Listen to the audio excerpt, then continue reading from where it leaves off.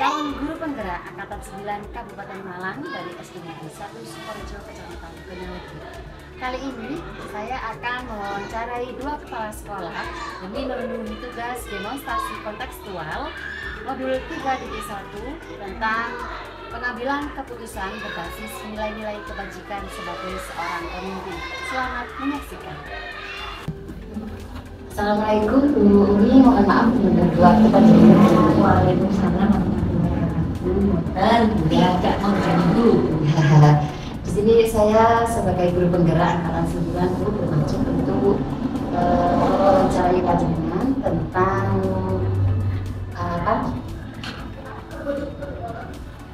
tentang pengambilan keputusan berbasis nilai-nilai kebajikan sebagai seorang pemimpin di SMP Negeri 2 Gonalgi.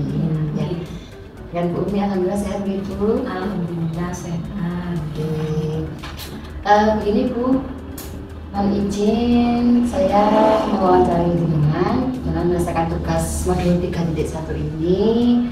Di modul 3.1 ini tentang kebijakan yang panjenengan ambil ketika ada permasalahan atau hal-hal yang kurang berkenan. Jenengan berkenan gitu ya? Sangat berkenan untuk pembelajaran dan juga untuk informasi tentang sekolah kami sangat bersedia. Sebelumnya kami ucapkan terima kasih dan saya juga ingin menimba banyak ilmu penjenengan ini. Ibu selain menjadi kepala sekolah tentunya kan juga ada banyak gitu tugas-tugas yang lain yang menjadi tanggung jawab panjenengan. Otomatis juga banyak masalah yang panjenengan hadapi dan juga banyak keputusan yang nantinya jenengan ambil.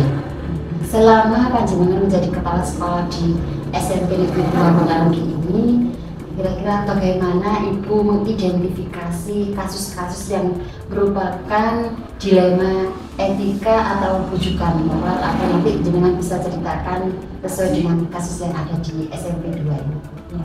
Ya, terima kasih. Selain menjadi kepala sekolah, sebetulnya saya punya tugas lain. Tugas saya itu sebagai ketua tim pendidikan Kecamatan Gunawan. Jadi sebetulnya kalau dikatakan tugasnya banyak, ya tugasnya banyak karena harus berbagi tugas. Saya harus menjadi bagian dari masyarakat Gunawan, dan saya harus dengan SMP.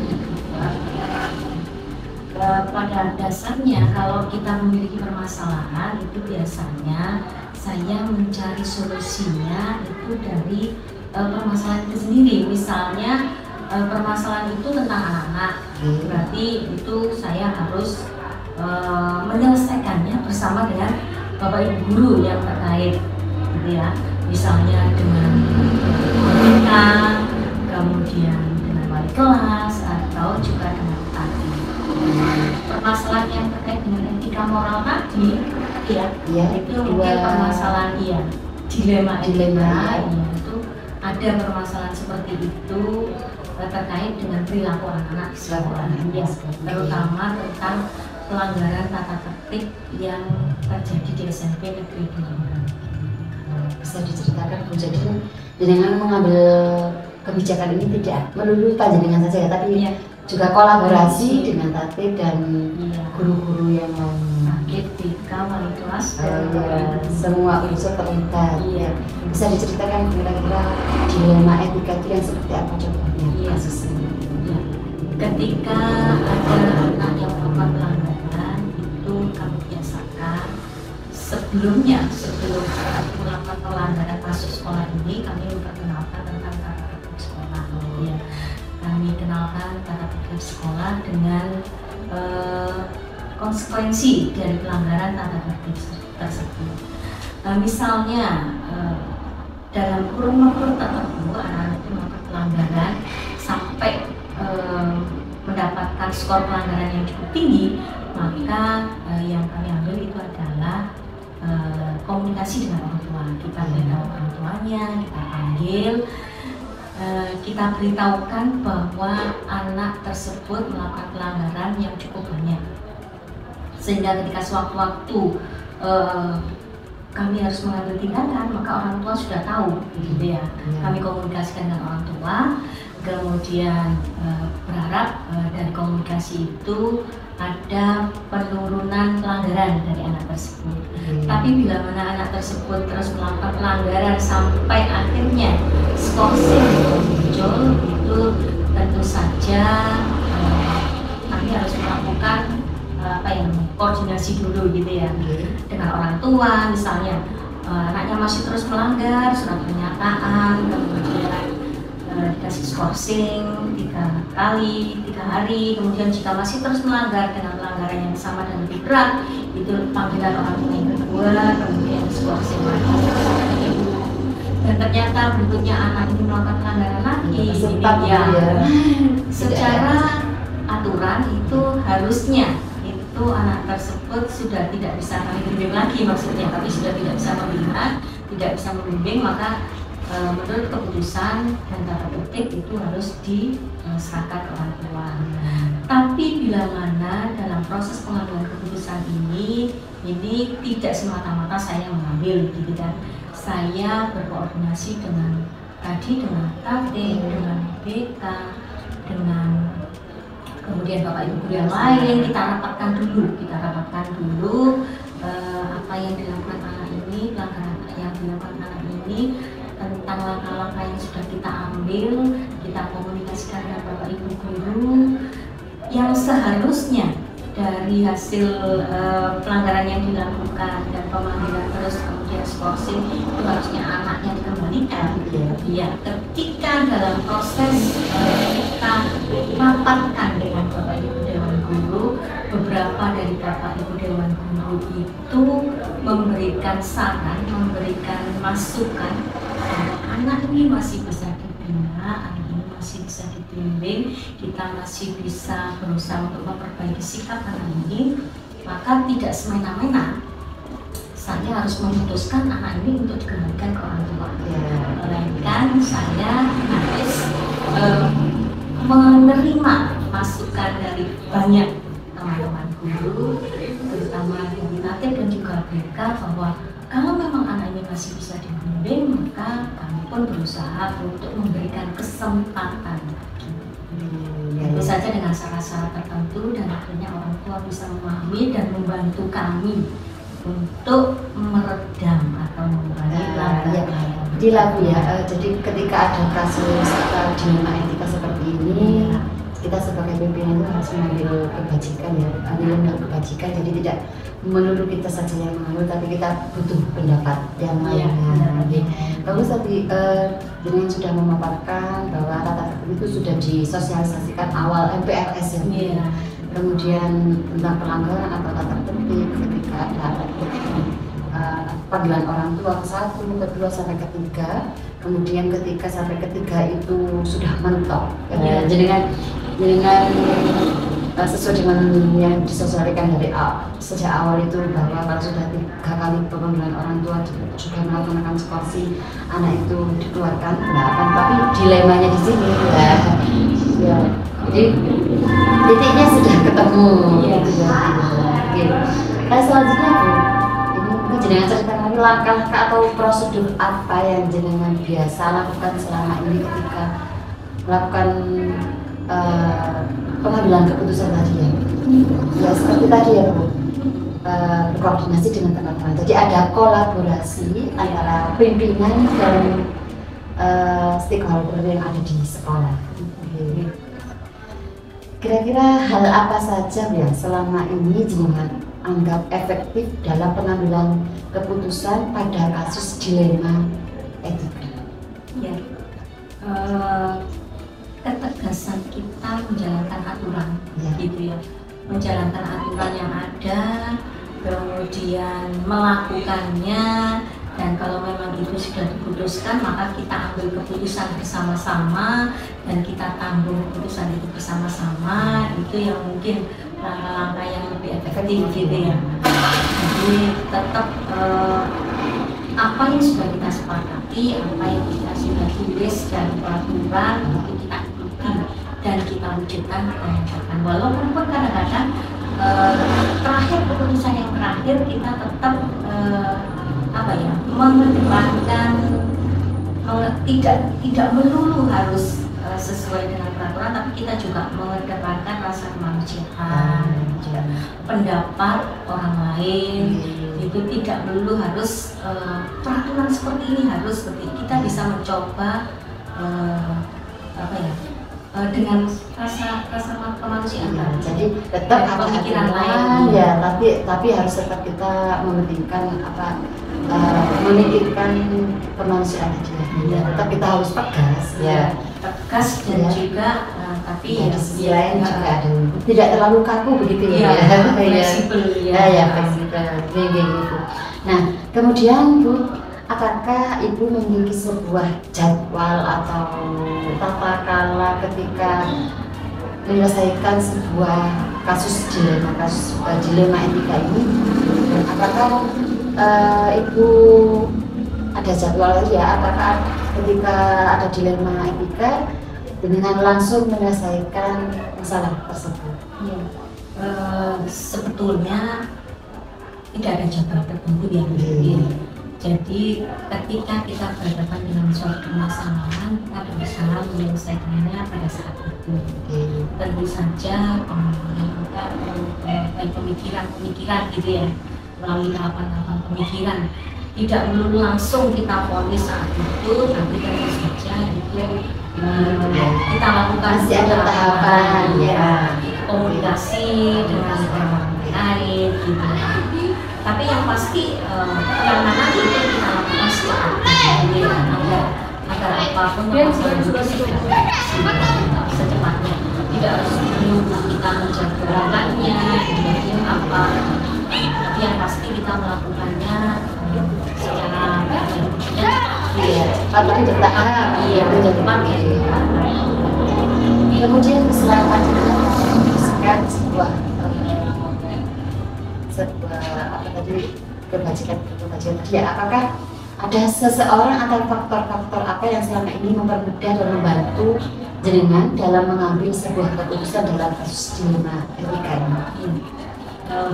Yang membantu ada ya banyak sekali, terutama ini masukan dari Bapak Bidang Guru, kemudian masukan dari petugas tata tertib, masukan dari BK, itu sangat membantu kita ketika kita mengalami kasus-kasus dilema etika, terutama yang umum, dilema yang umum, etika yang umum. Tidak hanya guru, kemudian atau juga kadang-kadang kami pun juga kadang-kadang memberikan masukan masukan itu yang kemudian bisa membantu saya untuk memutuskan yang mana yang kami pilih. Jadi ada perpaduan di antara jenengan, kebetulan pun juga petugas yang lain yang ada di warga sekolah pasti, terutama ini juga ada keterkaitan dengan komite sekolah, kadang juga orang tua misalnya, itu juga itu permasalahan yang mungkin. Pertanyaan terakhir, sekian pertanyaan yang sudah saya utarakan barengan ya Bu, dari semua hal yang telah disampaikan tadi, kira-kira pelajaran apa yang dapat jenengan petik dari pengalaman jenengan mengambil keputusan pada kasus dilema etika?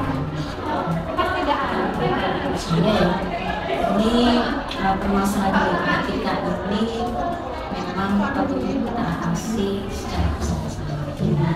Kita harus sebelum kita mengambil mana yang tidak monoton hasil pemikiran kita sendiri.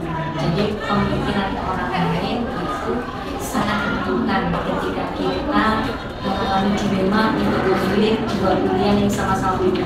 Jadi yang banyak yang memberikan masukan itu berarti kita bisa memilih. Jadi tidak hanya melulu pada pemikiran kita sendiri, tapi pemikiran orang lain. Jadi bisa saya tarik kesimpulan, jadi adanya dilema etika ini perlunya adanya kolaborasi antara warga sekolah, kemudian komunikasi ini penting ya, komunikasi selanjutnya tidak hanya panjenengan saja yang sebagai seorang pemimpin untuk mengambil keputusan, tapi juga Ibu jawabannya sudah jelas. Apa yang jenengan jawab tadi mengenai pengambilan keputusan secara bijak dan sangat bermanfaat bagi saya. Saya masih butuh banyak belajar dari jenengan ya. Terima kasih atas bimbingan Ibu Kulsum. Kemudian saya bisa menerapkan bukan hanya kepada murid saya nantinya, tapi untuk warga sekolah maupun ke dalam masyarakat luas. Ya. Terima kasih atas waktunya. Semoga kita bisa menjalin komunikasi dan silaturahmi kembali. Kami ucapkan terima kasih Bu Umi. Sami-sami untuk Ibu juga atas keterangan. Atas semangat. Assalamualaikum Bu Enda. Waalaikumsalam Bu Nia. Mungkin mohon maaf mengganggu waktu panjenengan. Bagaimana hari ini Bu? Alhamdulillah sehat. Dunia sendiri bagaimana? Alhamdulillah sehat. Mohon izin Bu, saya sebagai guru penggerak ini ada tugas modul 3.1 tentang pengambilan keputusan berbasis nilai-nilai kebajikan sebagai seorang kepala sekolah. Di sini saya mewawancarai Bu Enda sebagai kepala sekolah SD Negeri Sukorejo. Siap. Ajaran berkenan ya Ibu ya? Insya Allah berkenan. Akan saya jawab sebisa mungkin. Siap Bu. Baik Bu, nanti pertanyaan-pertanyaan akan saya sampaikan ke panjenengan. Pertama, sebelumnya saya ucapkan terima kasih atas kunjungan waktunya. Selain jenengan ini sebagai kepala sekolah, tentunya banyak tugas-tugas lain selain menjadi kepala sekolah. Dan pastinya di tugas-tugas itu jenengan menghadapi berbagai masalah dan pengambilan keputusan, ya Bu ya. Kemudian selama ini kira-kira bagaimana Ibu dapat mengidentifikasi kasus-kasus yang merupakan dilema etika atau kejujuran moral? Jenengan bisa ceritakan bagaimana dilema etika yang pernah jenengan alami di sekolah ini selama menjadi kepala sekolah? Alhamdulillah, di samping saya menjabat sebagai kepala sekolah, ada beberapa organisasi. Di situ saya juga duduk di kepengurusan, sehingga menyebabkan saya harus mengambil antara lain kebetulan organisasi itu juga di bawah naungan KIKS, yaitu Bakosi, Bendara. Kemudian di luar kedinasan di kampung juga ada aktif ya muslimat ya, kebetulan saya sebagai sekretaris, sehingga saya harus ambil kemudian dimanapun kita bergaul dalam organisasi mesti ada masalah sedikit banyak ada masalah. Kemudian ya kita harus pandai-pandai bagaimana mencari solusi, bukan tambah memperkeruh masalah. Kemudian ini pastinya kalau kita menggunakan banyak menemukan dilema etika itu dalam sebuah kasus begitu. Kira-kira yang panjenengan ingat sekali, kira-kira yang jenengan mengalami dilema etika itu yang kasus seperti apa? Terima kasih Bu Nia. Kalau kasus itu banyak sekali ya. Cuma salah satu dari kasus itu yaitu kasus yang kemarin itu dialami oleh P3 kelas 5. Dalam menangani masalah kasus itu, kalau itu berangkat dari siswa di kelas itu yang pertama itu ditangani oleh guru kelasnya saya atau wali kelas saya. Jadi kalau anak itu ada masalah dan sebagainya, itu saya sampaikan ke Bapak Ibu guru di kelas, monggo ditangani dulu. Paling rendah anak-anak itu dipanggil, dinasehati sampai 3 kali baru diberi. Ternyata kalau 3 kali guru kelasnya tidak mampu, anak-anak masih tetap tidak ada perubahan, sehingga kita melangkah ke selanjutnya yaitu kepala sekolah. Sehingga kalau kasus itu sudah sampai di kepala sekolah, berarti saya yang menangani. Anaknya dipanggil, kemudian guru kelasnya juga dipanggil.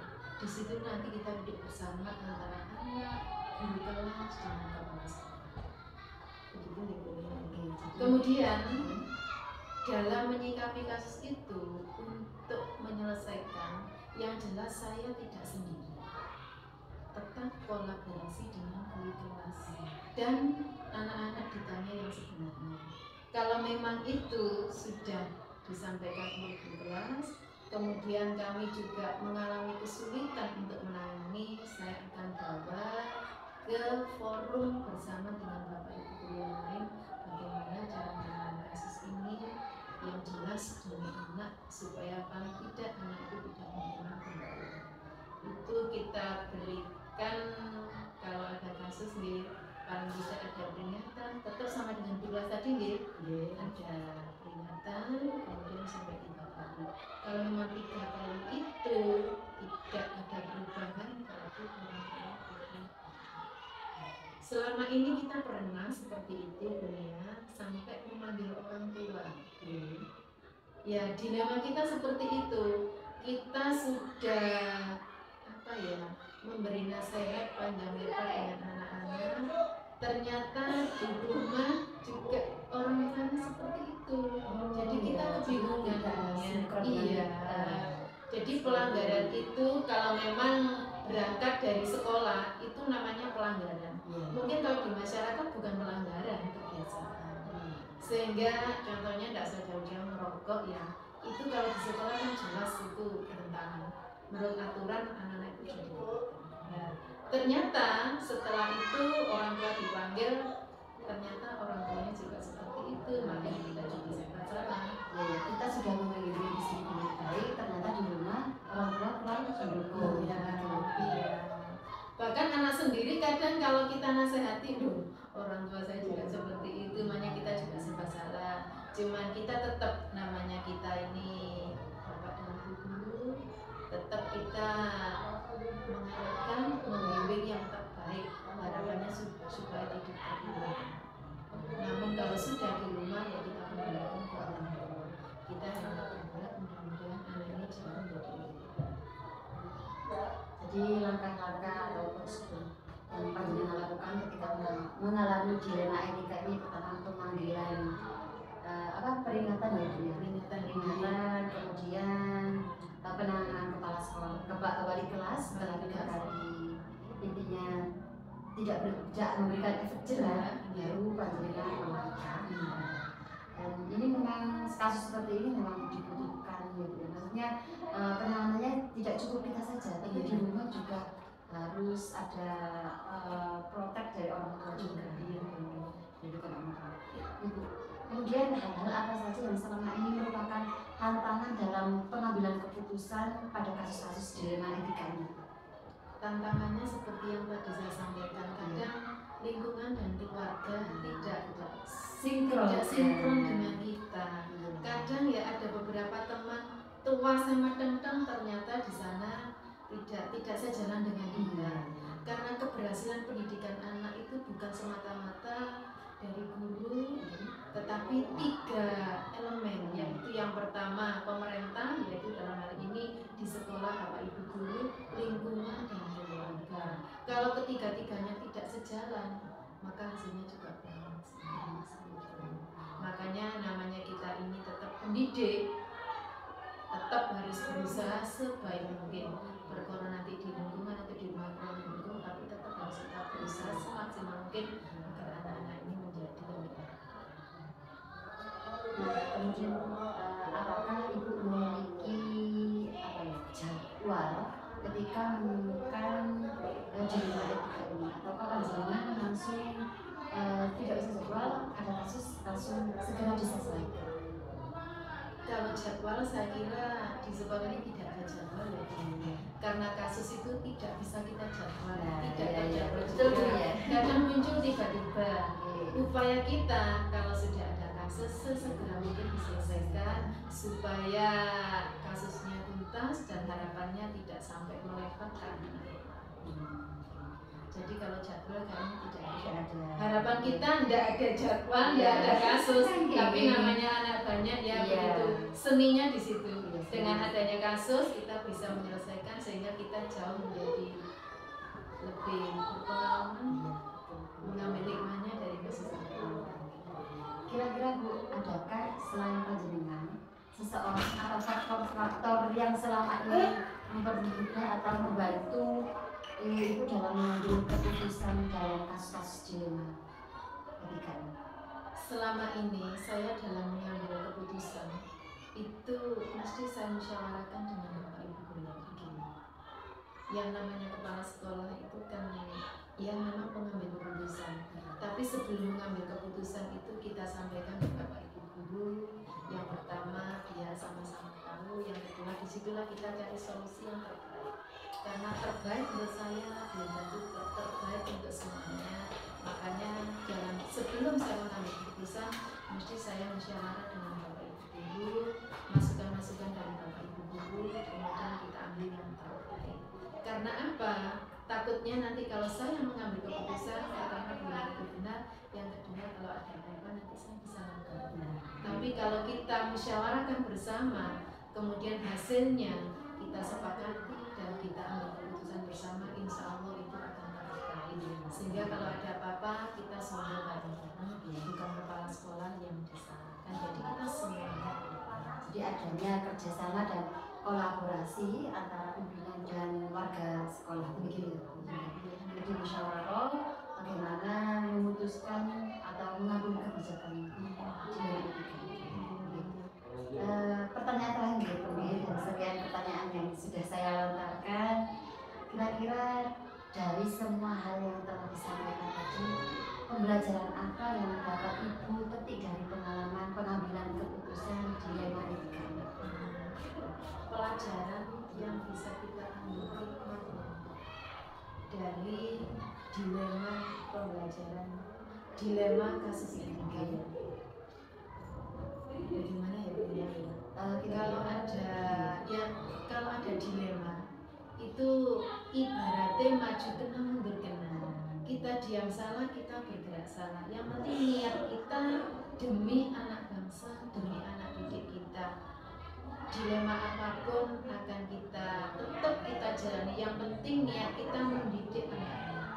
Perkara nanti ternyata di sisi lain menilai kita yang negatif atau gimana, yang penting niat kita mendidik anak-anak kita generasi muda sehingga jauh menjadi lebih kuat, tangguh dan lain sebagainya. Nggak peduli itu bertentangan dan sebagainya dengan lingkungan keluarga dan sebagainya. Yang penting niat kita tetap mendidik dan mendidik anak-anak demi nusa bangsa dan generasi Ibu, jawabannya sudah cukup jelas dari paparan panjenengan itu. Saya banyak mendapatkan ilmu dan pengetahuan dari panjenengan karena panjenengan sudah kira-kira 2 tahun ya menjadi sebagai kepala sekolah tentang pengambilan keputusan secara bijak dan bermanfaat bagi saya. Semoga hasil dari wawancara ini memberikan saya manfaat dan ilmu baru karena saya masih belum tahu sampai memberikan seperti ini. Jadikan semoga ini menjadikan berkat dan ilmu baru buat saya. Kami ucapkan terima kasih, mohon maaf mengganggu waktu panjenengan. Semoga lain kali